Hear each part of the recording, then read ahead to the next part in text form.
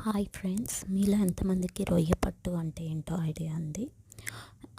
Mostly ఇది Godavari districts వాళ్ళకి బాగా తెలుస్తుంది, లేదా రొయ్యల చెరువులు ఇలాంటివి ఉన్న సైడ్ బాగా తెలుస్తుంది.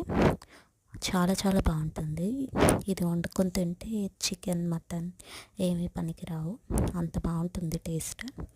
ముందుగా రొయ్య పట్టుని కొంచెం పసుపు, కారం అండ్ కొంచెం సాల్ట్ వేసి ఆయిల్లో బాగా ఫ్రై చేసుకోవాలి.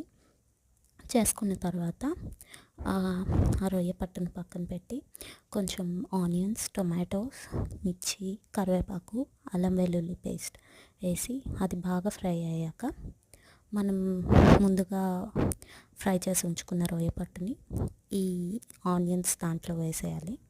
వేసి కొంతసేపు కొంచెం బాగా ఫ్రై అయ్యి మగ్గాక దాంట్లో కొంచెం పసుపు, కారం, ధనియాల పొడి or any kind of masala పొడి వేసుకోవచ్చు. అంతే. ఇంకా దీంట్లో ఇంకా చింతపండు రసం అవేమీ వేయక్కర్లేదు, ఈజీగా కుక్ అయిపోతాయి చిన్నవి కాబట్టి.